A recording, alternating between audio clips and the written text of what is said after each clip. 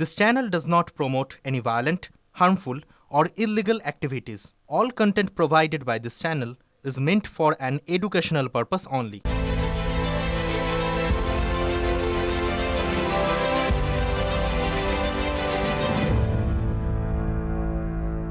দামি শিল্পী গেয়েছেন উন্নয়নের পাঁচালী, সেই পাঁচালী ছড়িয়ে পড়েছে শহরে, গ্রামে, অলি গরিব, পাড়ায় পাড়ায়।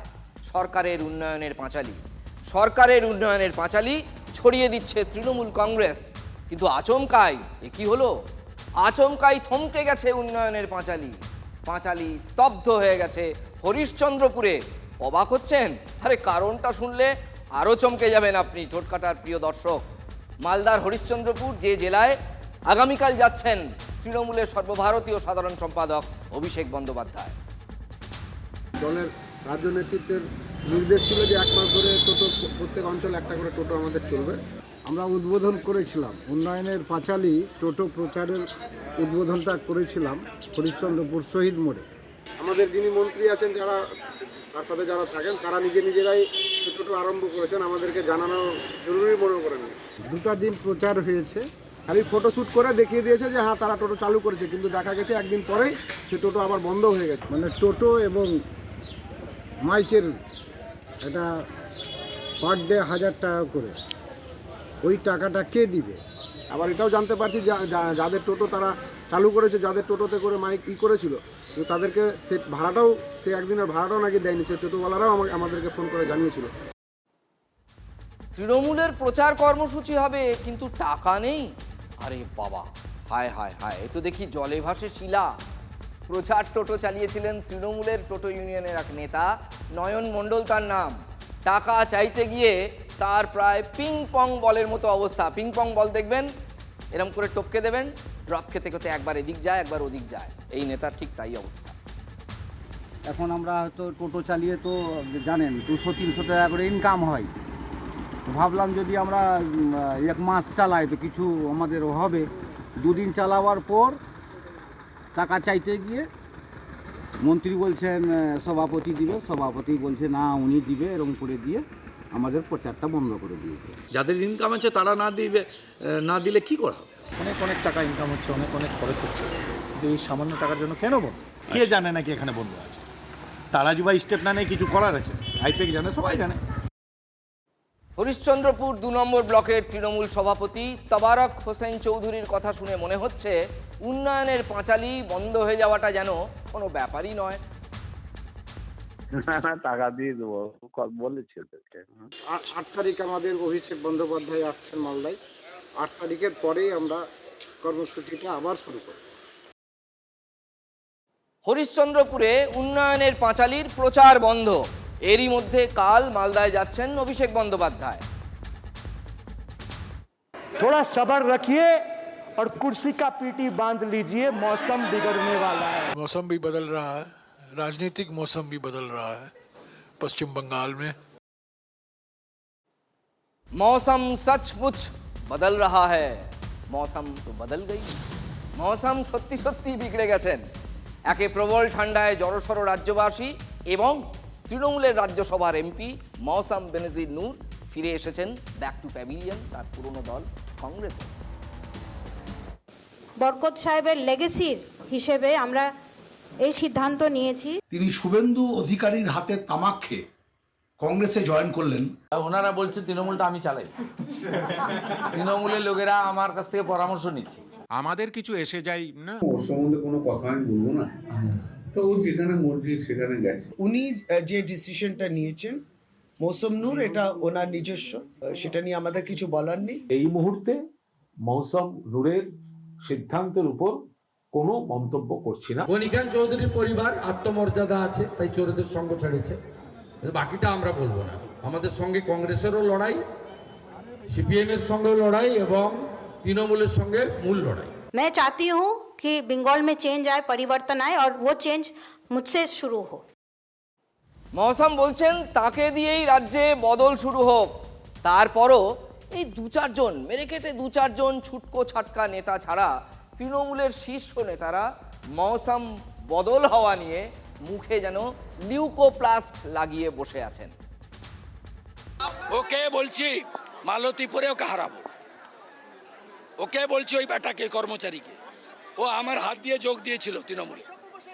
ও আরএসপি করতো, ছাট মাল। আমি যখন যেতাম আমার পিছন পিছন ঘুরতো। ওই বেটাকে আমি জয়েন করেছিলাম তৃণমূলে। ওকে 26-এ মালতীপুরে আমি হারাবো, লিখে রাখ। আমি ওকে চ্যালেঞ্জ করছি যে ও যদি এক বাপের বেটা থাকে, ও মালতীপুরে আমার বিরুদ্ধে এসে দাঁড়াক। আর আমাকে যদি আমাদের নেত্রী, আমাদের দিদি আমাকে যদি জোড়াফুলের সেখানে প্রার্থী করেন, তা আমি ওকে 1 লক্ষ ভোটে হারাবো।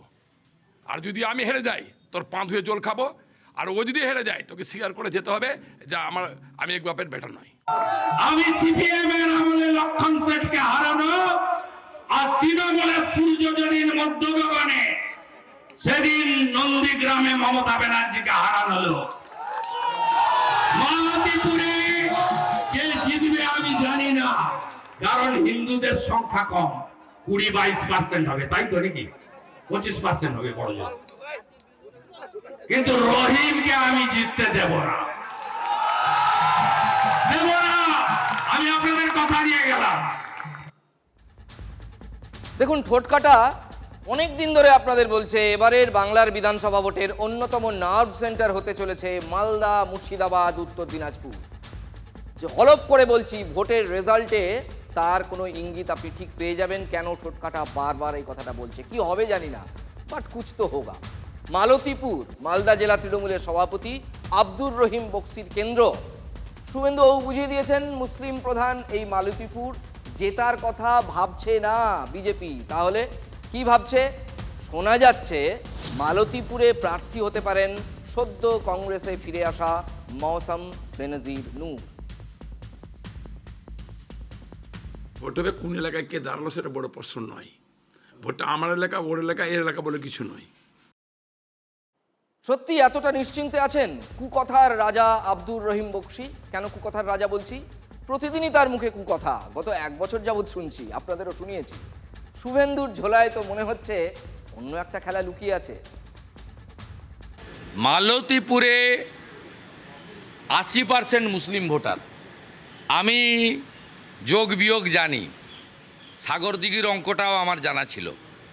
মালতীপুরে ওকে যদি আমি হারাতে না পারি, আমার নাম শুভেন্দু অধিকারী নয়, আপনি নিশ্চিন্ত। সেই সাগরদিঘি মডেল উপনির্বাচনে হেরে গিয়েছিল তৃণমূল, ধন্যমার কাণ্ড হয়ে গিয়েছিল। যে জিতেছিল সে অবশ্য পরে তৃণমূলে ফিরে এসেছিল, বাট জয়টা তো জয়। মৌসামকে সামনে রেখে এবার আব্দুর রহিম বক্সির মালতীপুরেও সাগরদিঘি মডেল প্রয়োগ করতে চাইছেন শুভেন্দুবাবু। মুসলিম ভোট কারো কেনা নয়, কারো গোলাম নয়। মুসলিম মানুষের নিজস্ব সিদ্ধান্ত গ্রহণ করার মতো তার মুসলিম মানুষদের নিজস্ব সিদ্ধান্ত গ্রহণ করার মতো ক্ষমতা আছে। আচ্ছা, হঠাৎ এই দৌর্দণ্ড প্রতাপ রহিম বক্সিকে কেন বলতে হচ্ছে মুসলিম ভোট কারো কেনা নয়? এটা তো ফ্যাক্ট, সত্যি তো মুসলিম ভোট কারো কেনা নয়। একসময় বামেরা পেত, এখন তৃণমূল পায়, ভবিষ্যতে কে পাবে বলা যায় না। কারণের নাম গনি খান চৌধুরী। ফ্যামিলি হিসেবে আমরা ডিসিশন নিয়েছি যে আমরা একসঙ্গে কাজ করব, কংগ্রেসকে মজবুত করার কাজ এবং বরকত সাহেবের লেগেসিকে মজবুত করার কাজ আমরা একসঙ্গে করব। আবার গনি খান চৌধুরী অদৃশ্য হয়েও ফিরে আসছেন এই মালদাতে ভোটের বাজারে। আমরা গনি সাহেব সম্বন্ধে কিছু বলতে চাই না, উনি শ্রদ্ধেয় ব্যক্তিত্ব ছিলেন। তারপরে কে শ্রদ্ধেয় আছে কি না আছে 2026 সালে মানুষ তার প্রমাণ দেখিয়ে দিবে। মালদায় গনি খানের সবাই চিনে, বা মালদায় গনি খানের পরিবার বা গনি খানের সব ভক্ত। মৌসম বেনজির নূর কংগ্রেসে ফেরার সাথে সাথেই মালদা জেলার বিভিন্ন এলাকায় সরগরম। গনি পরিবারের লোক, গনি খান ছাড়া মানুষ কাউকে চিনে না। কংগ্রেসে আসাতে প্রচুর লাভ হয়েছে কংগ্রেসের, এবং সমস্ত জায়গায় যে মুসলিম ভোট, ওরা মুসলিম ভোটও কংগ্রেসের দিকেই যাবে। মৌসুম আসাতে কিছুটা আসবেই, ওর একটা আছে তো, ওর অংশ একটা আছে।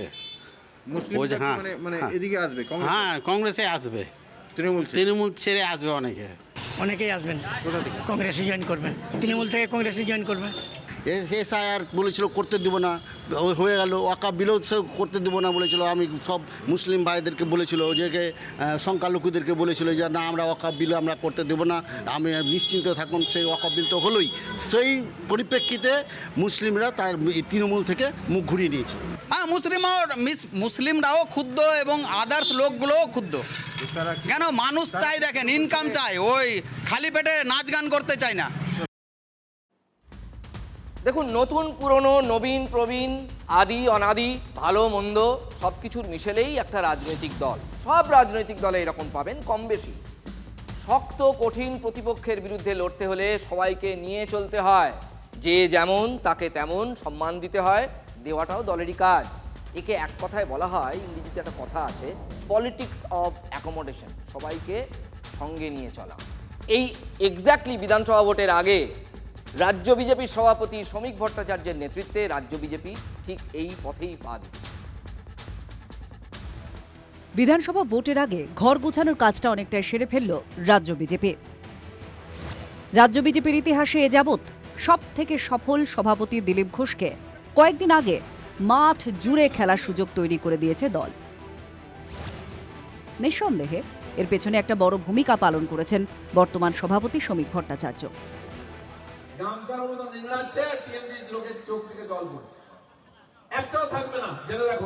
দিলীপ ঘোষ প্রায় কৈশোর থেকে এই সংগঠনের সঙ্গে যুক্ত, flesh and blood of this organization. তো দিলীপ ঘোষ বাড়িতে বসে থাকবেন কেন? এই নির্বাচনে সংঘবদ্ধ বিজেপিকেই দেখতে পাবে, মাঠ জুড়ে খেলবে, মাঠ জুড়ে খেলবে। এবার নতুন রাজ্য কমিটি গড়ার ক্ষেত্রেও নতুন পুরনো সবাইকে সঙ্গে নিয়ে চলার নীতি স্পষ্ট হয়ে গেল। বিশেষ করে মনমরা হয়ে বসে থাকা নেতাকর্মীদের একটা ঝাঁকুনি দেওয়ার চেষ্টা স্পষ্ট। নির্বাচন আসছে, সবাইকে কাজে লাগতে হবে। বড় নেতারা এটা দেখে ঠিক করেন কাকে কি কাজ দেবেন। এখানকার পার্টির সংগঠনের দায়িত্ব যাদেরকে দেওয়া হয়েছে তারা দেখছিলেন, সংগঠনের আমার কোনো দায়িত্ব ছিল না। নির্বাচনে সবাইকে চাই, তাই সবাইকে ডাকা হচ্ছে। সুবক্তা শ্রমিক ভট্টাচার্য রাজ্যে দল চালানোর দায়িত্ব পাওয়ার পর প্রধান মুখপাত্রের জায়গায় এমন কাউকে দরকার ছিল যিনি গুছিয়ে কথা বলতে পারেন। দল মনে করেছে প্রাক্তন যুব সভাপতি দেবজিৎ সরকার এই দায়িত্বে যোগ্যতম। আবার দিলীপ ঘোষের জামানায় সক্রিয় কিন্তু পরে নিষ্ক্রিয় হয়ে যাওয়া আলী হোসেনকে সংখ্যালঘু মোর্চার রাজ্য সভাপতি করা হয়েছে। উত্তরবঙ্গের আদিবাসী নেতা ও সাংসদ মনোজ টিগ্গা চা বাগান এলাকার দলের নির্ভরযোগ্য মুখ। অতীতে তিনি 2 দফায় রাজ্য সম্পাদক পদেও থেকেছেন। টিগ্গাকে রাজ্যের অন্যতম সহ সভাপতির পদ দেওয়া হলো। চোখ কান খোলা রাখলে প্রতিদিনই রাজ্যের কোনো না কোনো জেলা থেকে তৃণমূলের ঘরোয়া মারামারি কাটাকাটির খবর পাওয়া যায়। ঠিক এই রকম একটা সময় রাজ্য বিজেপির লক্ষ্য নিজেদের নেতাদের মধ্যে গুরুত্ব আর দায়িত্ব বন্টনের ক্ষেত্রে মান অভিমান ক্ষোভ বিক্ষোভ মিটিয়ে ফেলে শাসক দলের উল্টো ছবি তুলে ধরা। সহজ কথায় ম্যান ম্যানেজমেন্টের কাজে দাঁড়িপাল্লায় ভারসাম্যের নীতিতেই এগোচ্ছেন রাজ্য সভাপতি শ্রমিক ভট্টাচার্য। 5টা দপ্তর ছেড়ে 3টে বড় ব্যাংকের চেয়ারম্যান ছেড়ে আমি ভারতীয় জনতা পার্টিতে এসেছি। অনেকেই পালিয়েছে। আমি আমার অনুজ প্রতিমের কাছে আহ্বান করব বা আবেদন করব যে ভবিষ্যতের কোনো মিটিংয়ে তিনি এটা বলবেন না, কারণ তিনি বিজেপিতে সম্পৃক্ত হয়ে গেছেন। 5 দশকের রাজনৈতিক অভিজ্ঞতা সম্পন্ন তাপস রায়কেও একই বার্তা দিল বিজেপি। তৃণমূল ছাড়ার পর থেকে নির্দিষ্ট সাংগঠনিক পদে ছিলেন না। এবার তাপসকেও রাজ্যের সহ সভাপতি পদে বসানো হলো। শক্তিশালী প্রতিপক্ষের বিরুদ্ধে বড় যুদ্ধে নামার আগে গৃহযুদ্ধের সম্ভাব্য উৎসগুলো নষ্ট করে ফেলতে হয়। শ্রমিকের নেতৃত্বে রাজ্য বিজেপি ঠিক সেই চেষ্টাই করছে। গোষ্ঠীদ্বন্দ্ব ভুলে একসঙ্গে কাজ করার বার্তা অভিষেক বন্দ্যোপাধ্যায়ের, অবশ্যই মালদা জেলার ক্ষেত্রে, যে জেলায় তৃণমূলের ফুটিফাটা অবস্থা, বহু গোষ্ঠী। মালদার সাংগঠনিক বৈঠকে জেলা নেতৃত্বকে তৃণমূলের সেকেন্ড ইন কমান্ড এই বার্তাই দিয়েছেন। একটু আগেই দেখাচ্ছিলাম না আপনাদের মৌসাম বেনজির নূরের খবর। পাশাপাশি বিজেপি কংগ্রেসের বিরুদ্ধে জোরদার প্রচারের নির্দেশ অভিষেকের। 10ই ফেব্রুয়ারির মধ্যে একাধিক পাল্টা সভা করার নির্দেশ অভিষেকের। মালদা জেলায় SIR এর কাজ নিয়ে অসন্তোষ প্রকাশ অভিষেকের। এটা দলের সাংগঠনিক বৈঠক। মৌসাম কংগ্রেসে ফিরে গেলেও তার কোনো প্রভাব পড়বে না বলে অন্দরে দাবি করেছেন অভিষেক, যদিও রাজনৈতিক মহল মনে করছে আসলে যাতে মনোবল ভেঙে না যায় সেই জন্য তাকে এসব কথা বৈঠকে বলতে হয়েছে। খালি ট্রেনে স্টপেজ করে দিচ্ছে আর 4টে করে চিঠি রিলিজ করছে। আপনাকে মানুষ নির্বাচিত করেছে ট্রেনে স্টপেজ করার জন্য? আপনি কি স্টপেজ মিনিস্টার?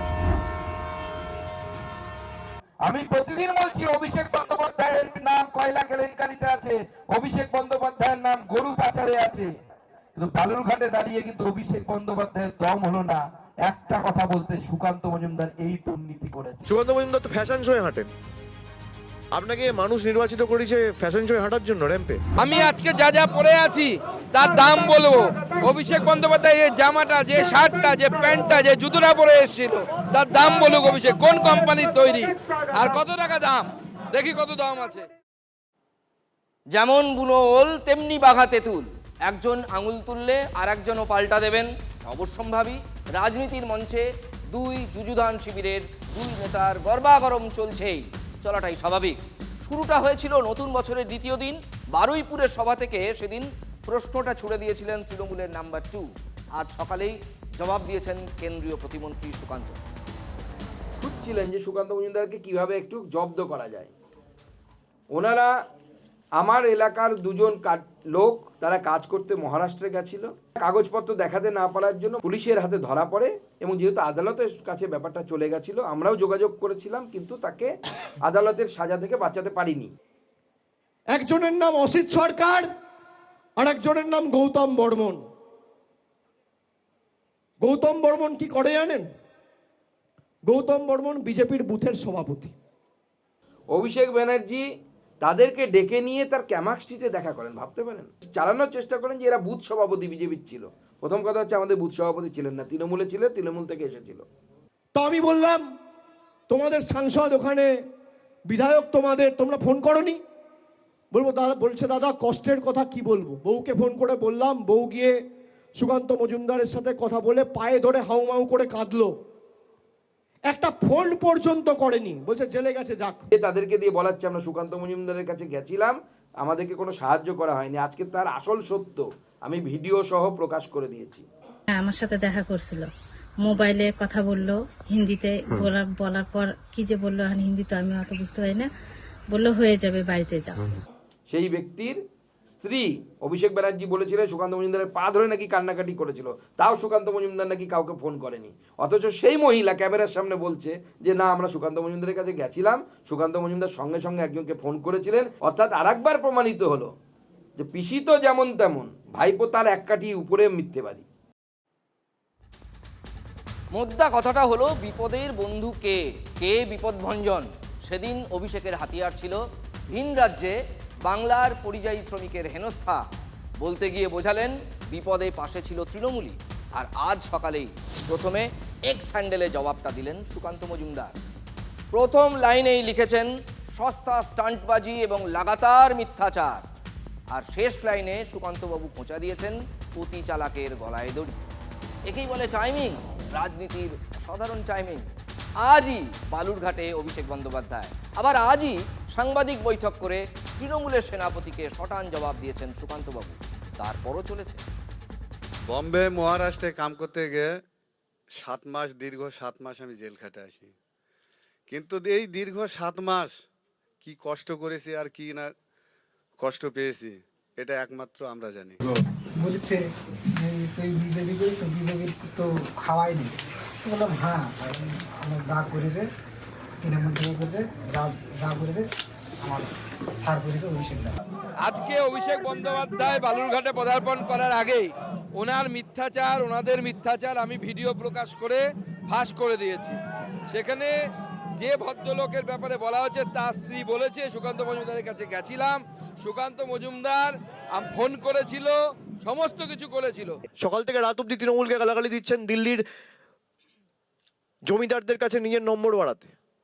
আপনি নম্বর বাড়ান, আপনি বাংলার মানুষকে গালাগালি দিয়ে আপনার নাম্বার বাড়ান, আর আমরা মানুষের পাশে কাজ করে আমাদের বাংলার মানুষের চোখে আমাদের নাম্বার বাড়াই। আইনি প্রক্রিয়াতে যাওয়ার পর স্বাভাবিকভাবে আইনি পদ্ধতি আছে, সেই অনুসারে হয়।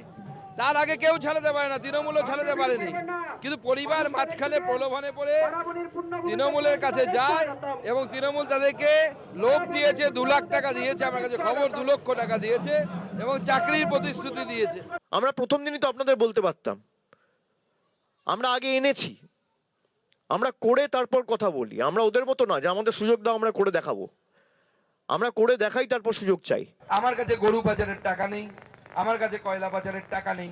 আমি যদি 5 লাখ 10 লাখ দিতে পারতাম, ভাইপোর কাছে আছে, দিতে পারতাম, তাহলে পরে আমাদের পক্ষে কথা বলতো। মানুষ ভোট দিয়ে বুঝিয়ে দিয়েছে তো।